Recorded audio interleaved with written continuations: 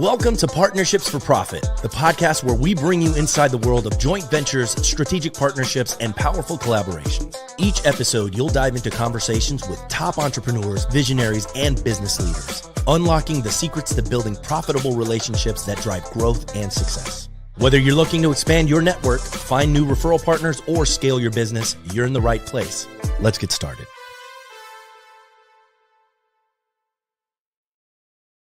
Barry Siegel's in the house. What is up, Barry Siegel? Hey, Armando. Good to be on your show. Thank you for having me. Hey, man. It's been a long time coming. We've known each other now for a few years as a result of Eight-Figure Firm. And I was like, let's get Barry on the show. Let's have a conversation. You are an estate planning and elder law attorney right there in South Florida. And look, let's face it, man. People are getting old. They're getting old, and there's a lot of people getting old, right? Like, there's a lot of, I don't even know what the statistic is, but people are retiring in droves. And so a lot of these folks are looking to exit businesses. A lot of these folks are looking at what their estate looks like. They're looking at how are we leaving this to our kids, and you help navigate that entire thing, right? Yeah, that's exactly what we do. Been doing this for a long time, about 25 years in total, and we're in a great area for exactly what you said. Retirees, people who are aging, and these people need to have these services. They need to have estate planning. Many people are going to need elder law services to make sure they don't run out of assets during their lifetime due to the cost of long-term care. So, we happen to be in a great area for what we do. So I'm glad we're having this conversation, right? What is the difference between estate planning and elder law? Because I feel like they overlap, right? There is some overlap, but estate planning is really, it's planning your legacy. It's setting up legal documents to, for example, avoid probate. A lot of times people want to avoid probate, so they would set up a revocable living trust, setting up powers of attorney, healthcare documents. It's making sure that seats to handle different things like making your healthcare decisions, whether it's to pull the plug or not pull the plug, making sure we have the right person as power of attorney, the right person to handle your estate at your death. So that's part of it. And then, of course, making sure we name the right beneficiaries the way that you want it. And there are different ways that you could leave the assets to your beneficiaries so that the assets can be protected for them even beyond your passing, so that if anything happens that could cause them to lose those assets absent planning, this can help.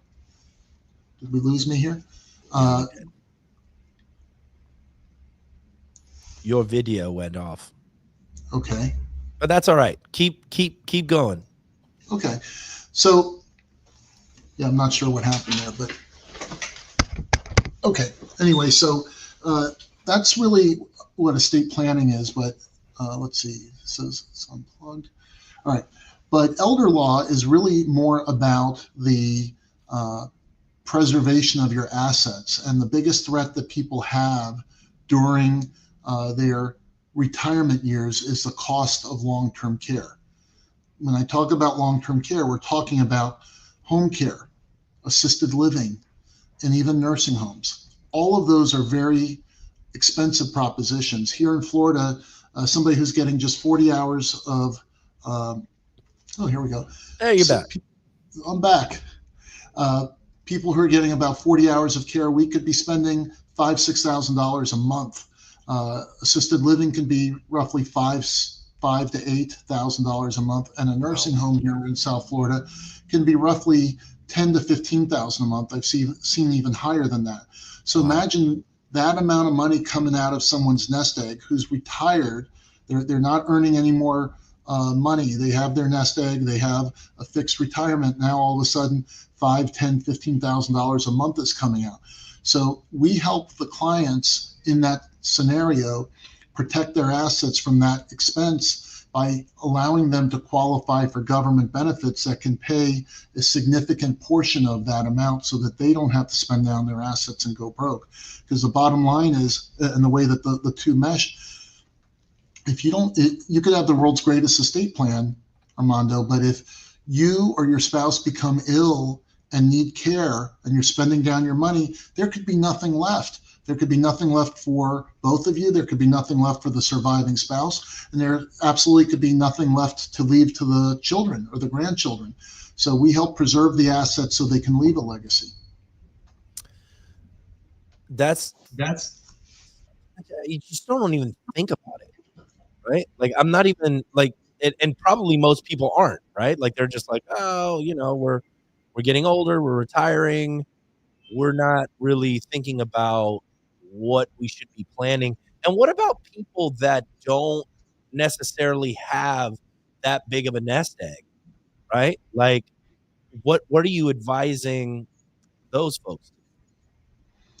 Well, I mean, from an elder law standpoint, they have a lot.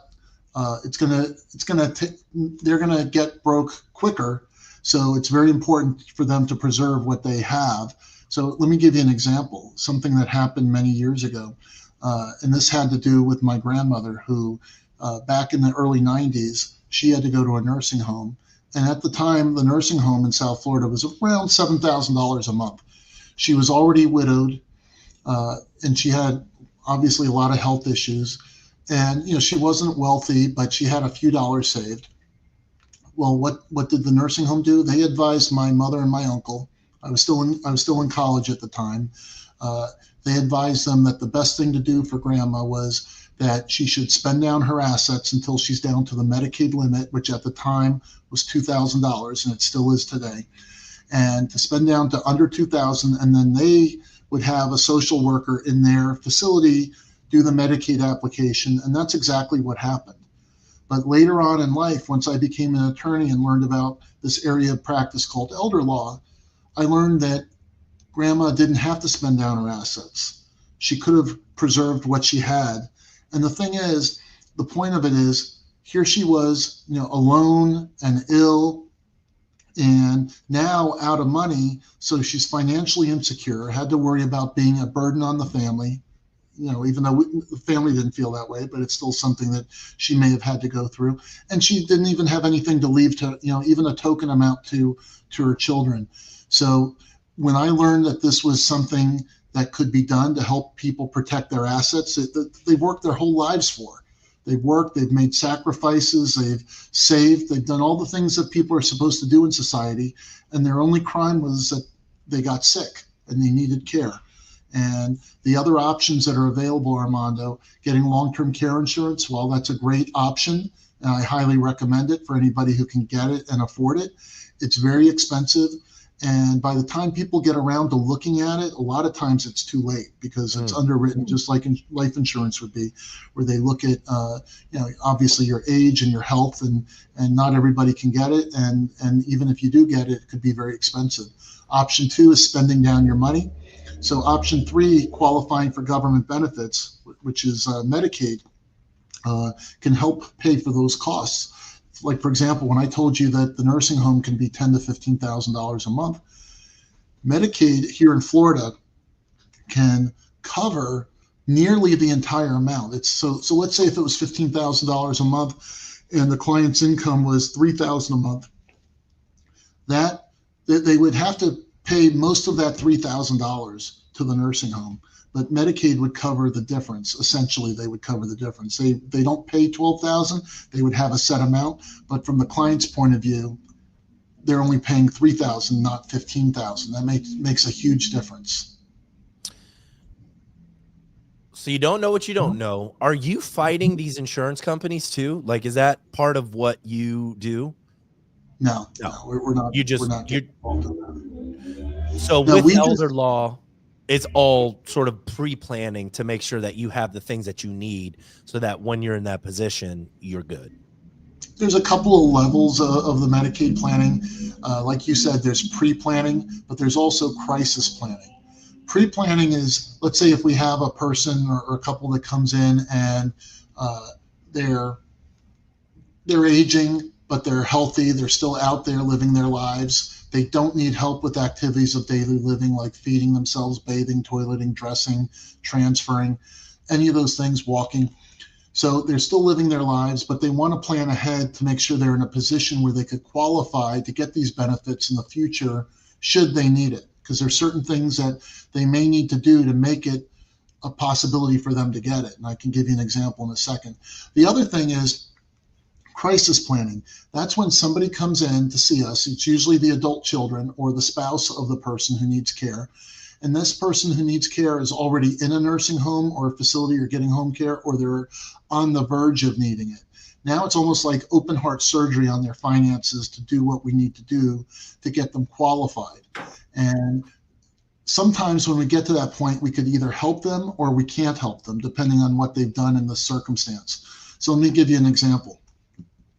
Let's say we have a client who needs to qualify for Medicaid, but one of the things that Medicaid looks at, besides whether you have a need for medical help, where you need help with activities of daily living, they're going to look at your income and they're going to look at your assets. And if your income is over the limit, and the limit right now, they just changed it recently, here in Florida, the limit for income, gross monthly income from all sources, is $2,901. Okay, why they had to add $1 to it and not just make it 2,900, I can't tell you, but that's what it is. That's what Florida does. Florida does weird stuff.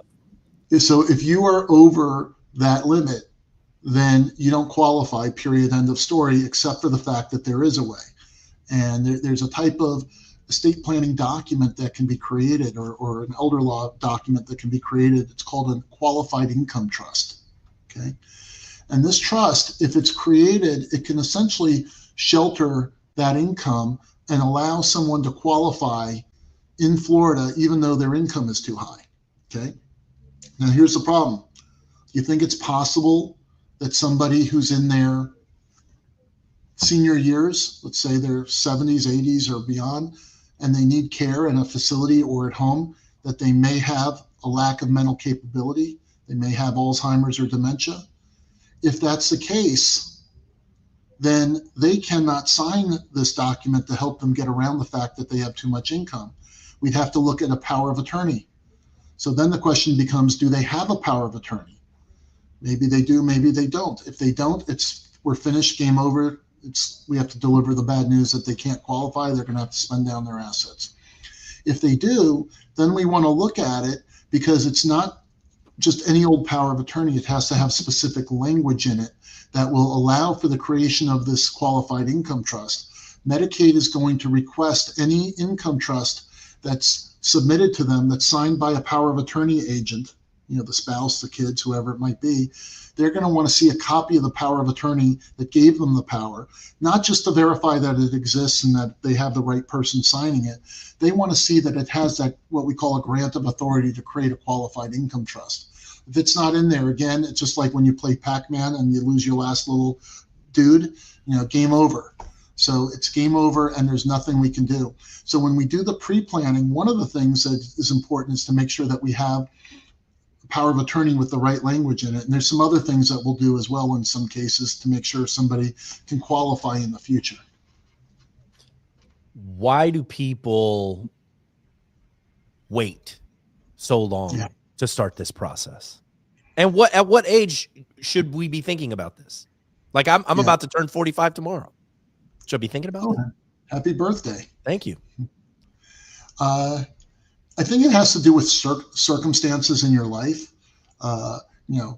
If you've started to accumulate some assets, if you have, perhaps if you have a spouse or children, those are certainly triggers that would make it something that a younger guy like you should do. Like, for example, somebody who has minor children, one of the key reasons to get your estate planning done is, what if something happens to you or to you and the other parent, and you guys are no longer around? Would you rather have the court system determine who is going to be the guardian of your minor children, essentially the substitute parents for them, or would you rather have that chosen by you? So your estate planning documents can address that issue. So that's one of the reasons why a younger person may want to get this done. Obviously, the other thing, I'm looking over. I see you there, and I'm looking at your forehead, and I don't see an expiration date like a milk carton, as you don't see one on mine either, right? There's a lot of forehead to look at, by the way. Yeah, there is for both of us. But anyway, just like a milk carton that does have an expiration date, we don't have that, so we don't know when that's going to be. Right. Hopefully it's a long time from now, but we don't know. So we always want to make sure that we have some planning in place. So now, as far as why do people put this off, which was your first question, I have some theories on that. I mean, first of all, we're dealing with issues that nobody wants to think about, nobody wants to talk about. We're talking about end of life issues and disability issues. I mean, how much fun is that to deal with? And when we're dealing with it, sometimes we have to make difficult decisions. And on top of that, who are we going to see? Attorneys, right? And I'm sure everybody watching this loves attorneys, right? And then on top of it, for the most part, yes, I would say they do on this show for sure. On this show, but I've heard all the jokes, but yeah. So between seeing an attorney, spending money to see an attorney to set this up, to go through the process of making some difficult decisions. And I've heard some people even say that they're superstitious about something happening if they do this. There's all kinds of reasons, but the problem is people put it off. This is one of those things that people tend to put off. Here we are 2 weeks into the new year, and this is around the time that people give up on their New Year's resolutions. Have you done that? Have you given it up? Not quite yet, but as far as setting up your estate plan, that's usually that's something that a lot of people put on their New Year's resolution list, but a lot of times people put it to the bottom of the pile. It keeps going down because other things come up, and it just isn't a priority. So the thing is, we spend more time planning our next vacation, planning what we're doing this weekend, even planning what we're going to eat tonight, than we do planning for what's going to happen if something happens to us. Who's going to take care of our kids? Who's going to be the right person to make my healthcare decisions? How am I dividing my estate? How am I going to protect myself in case my wife or myself, we get ill and we need care, so we don't run out of money during our senior years? These are very important things to think about. So our way of dealing with that is simply education. When people get educated and they get information like some of the things we're talking about today, then that will give them the ammunition they need to take action and make good decisions, to pick up the phone, call our firm or call an attorney in your state and get this done. And the thing is, this isn't a one-time thing that you do and you're done for life, because most people update their estate plan multiple times during their lifetime because things change. And we even have a program in our firm, an updating system, where we meet with our clients every 3 years for a free review. And the goal is to make sure that they have an estate plan that's going to work for them when the time comes that they need to have it work for them, whether it's time of incapacity or disability or time of death. Their estate plan is going to be up to date. And one of the important components of having an estate plan that works, if you're setting up a revocable living trust, which is generally recommended for most clients, because it avoids probate and guardianship, and we can leave the assets in a protected way to our beneficiaries.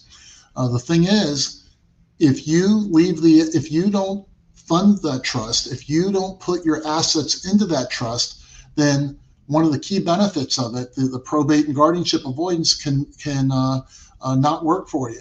So if you have a trust, you want to make sure that your assets, like bank accounts, brokerage accounts, real estate, even your business, that all of these things are entered into the trust, so the trust now owns them.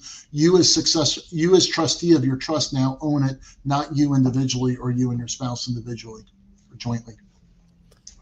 That's a good point. So where does the financial advisor start, and where does the estate planning attorney start? Or y'all working together?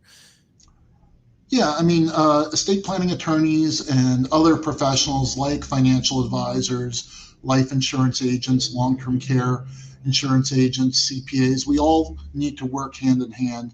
And, you know, many people need to have all of these advisors in place. So the estate planning attorney, what we do is we're going to be setting up the proper legal documents to deal with incapacity and end of life issues. I mean, the financial advisor, they do a lot of things.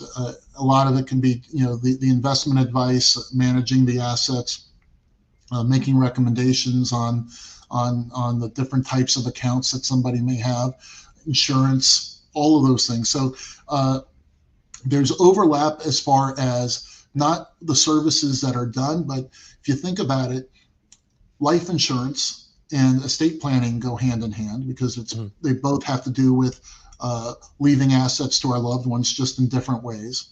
Okay. Let me ask you this. Let me ask you this because it's on my mind. I've heard from some people that have had life insurance that they didn't end up, and I don't know where I heard it, but they didn't end up getting the benefits from the life insurance because of a little thing that they didn't fill out correctly or whatever. Are you looking at these documents to make sure that they're, oh, I lost you again, but that they're there and it makes sense, and you're making sure that the beneficiary is getting that? We do review the client's life insurance policy and their long-term care insurance policy, but what you're saying, you're talking about situations where maybe there was some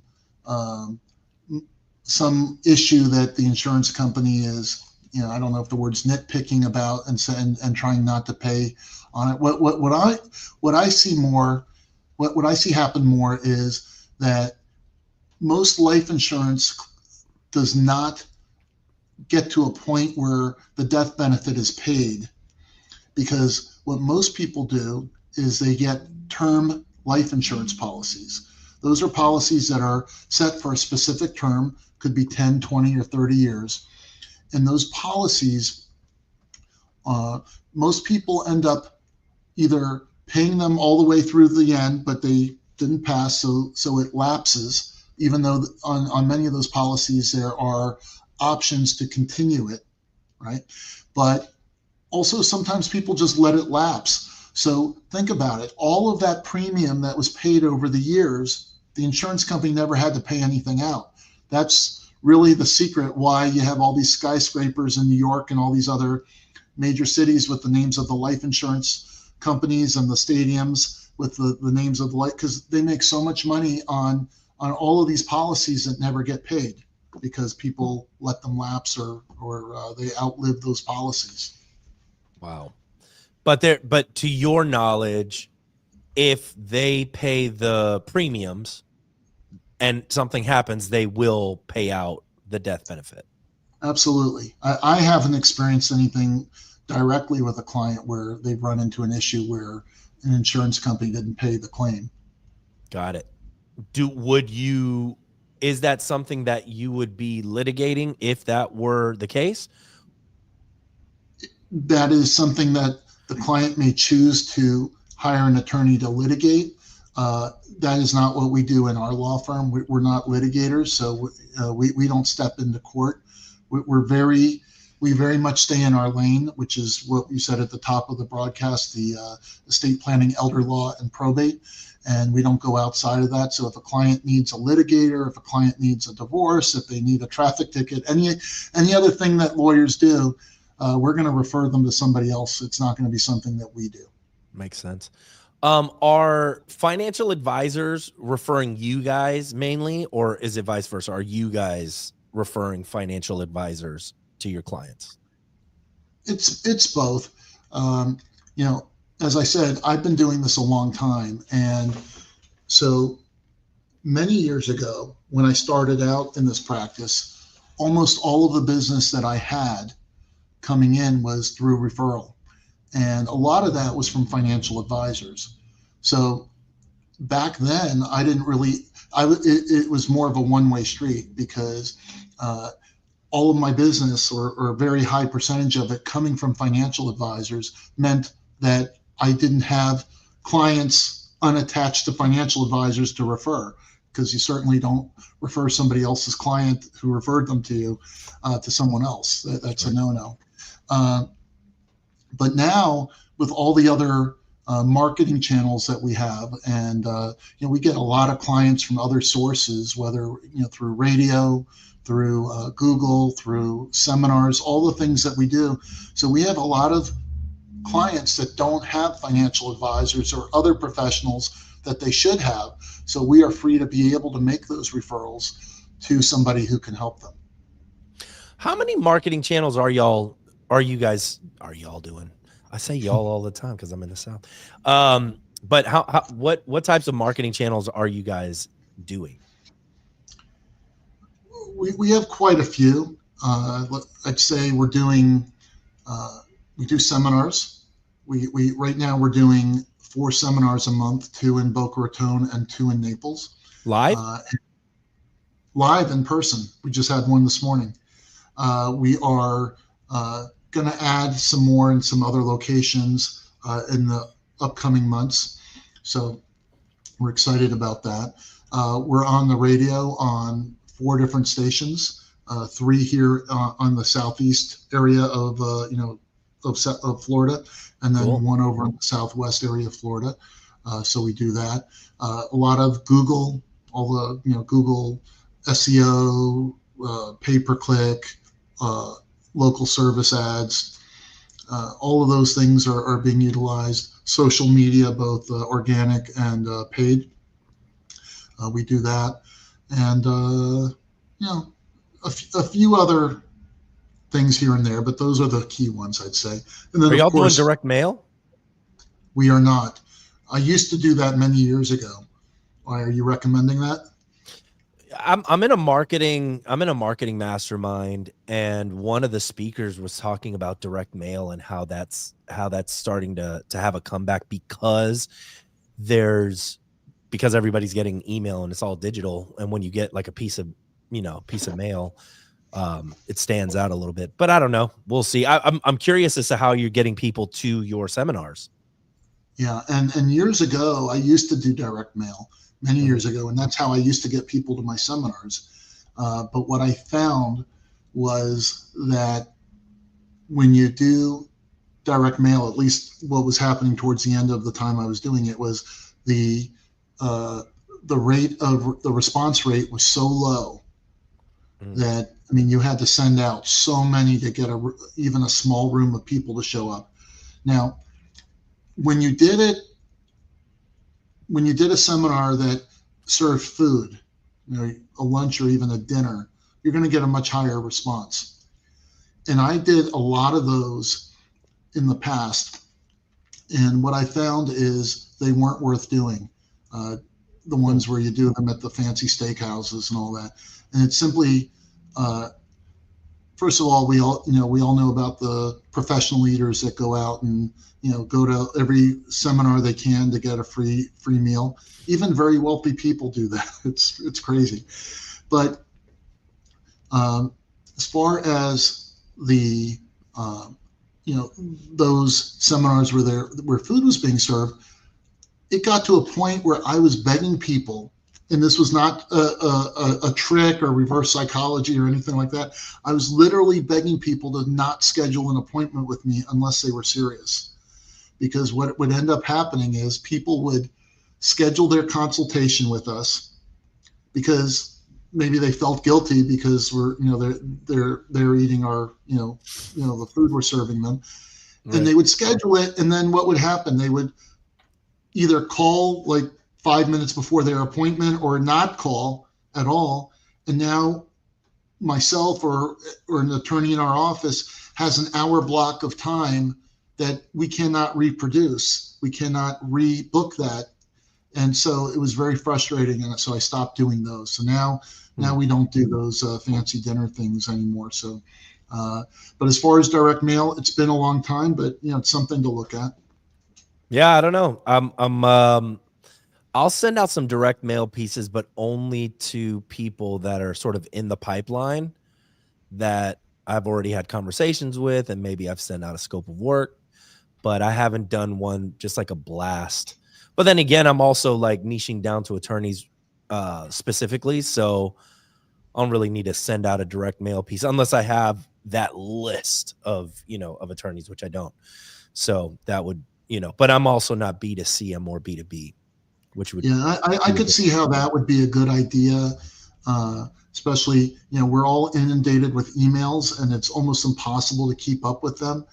But when we get to our office or go home and we're going through our mail, you we're going through that, and so they have our undivided attention, even if it's for a split second.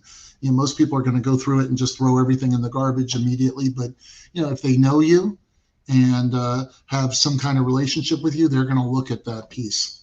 I open my mail. I look through it, even if it's trash. I'm like, I'll open it. And I'm like, oh, okay, this is garbage, But I do enjoy getting mail. Like, it's crazy because you're not getting it, paperless statements and whatever. So, you know what?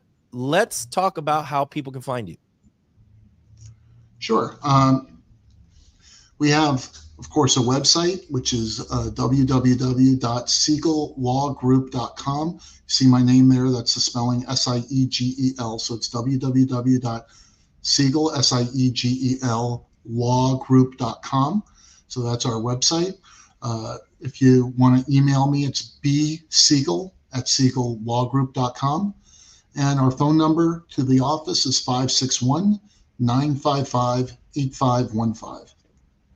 And so the estate planning law and estate law or elder law is specific to the states, correct? Like you can't do this in Georgia or North Carolina, right? Because the laws are different. The laws are different, and even the Medicaid laws and the elder laws and the strategies used are different state to state. Huh. So people, actually what happens is a lot of people flock to Florida because we have some of the best laws for qualifying for government benefit of Medicaid. So it's a good state to be in and for those purposes and many others. So a lot of people come here for that. Yeah, no, makes sense. Barry, I appreciate you being here. If y'all are in the South Florida area, but Florida in general, right? Like if they're in Florida, you can help. Absolutely. So get your estate planning done. If you're in need of, some elder care, hit Barry up. And he just told me on this call that if you just want to consult and you're not serious, to just hit him up and have. Well, I will give. I'll say we do free consultations. And we'll also do a free review of your current estate plan so you'll know what it is that you have. And it's been a pleasure joining you. I really appreciate you inviting me. It's been fun. I can't believe it's gone by so quickly. So it goes quick, man. I love the that's why I love podcasts, because I'm always learning, right? Like I bring somebody on and I'm like, hey, what do I not know? Tell me what I know. So I'm definitely equipped to move forward and talk to my wife about what we need to do as far as getting this estate plan together. I know my financial advisor is like, hey man, he's probably listening to it right now. He's like, I already told you to talk to the attorney. Be like, so go get it done. Go get it done. All right. If that's all that you take from this podcast today, is to go and get it done. Just quick. And y'all make it easy, right? Like the lawyers make it easy. They're the ones doing all the paperwork. You don't have to do it. Right. All you have to do is come in. We consult with you. We learn about you, your family, your goals and wishes, and your estate. We have the conversations with you, and we work out a plan. And we do all the heavy lifting. You just have to come in. People say to me all the time, oh, what do I need to bring to the next meeting? The meeting where the documents are going to be reviewed and signed. I'll say, are you lefty or righty? Oh, I'm righty. Okay, make sure you bring your right hand with you because you'll need to sign your documents. Do y'all do foot massages or anything like that? We were thinking of adding that as one of the core services, but we haven't implemented that yet. I think client, when you're thinking about the client journey and really like, how do you create an experience, right? A wow experience, right? I'm thinking if I'm going to sign documents, like why not get a foot massage at the same time? While they're signing? Yes, while they're signing it, right? Like that's what I think. All right. That would definitely be unique. I mean, if we did that, I'm sure some news organization would, we'd get some PR out of that. But there you go. I'll give some thought to it. That's the marketing, man. This is why people pay me the big bucks. Get your estate plan and a foot massage and a foot massage at the same time. Who's doing that? You're starting. No one yet. For good reason. You could probably get sued. But you would have paperwork there to be like, hey, you can't we'll have to sign a waiver. Sign a waiver. All right, Barry, appreciate it. Thank you guys for showing up and listening, and we'll see y'all next time. All right, thank you. Thanks for joining us on this episode of Partnerships for Profit. We hope you've gained valuable insights on how to form profitable partnerships and take your business to the next level. Be sure to subscribe and leave us a review wherever you listen to podcasts so you never miss an episode. Got a partnership story to share or someone you'd like to see featured on the show? Reach out to us. Until next time, keep building those partnerships for profit.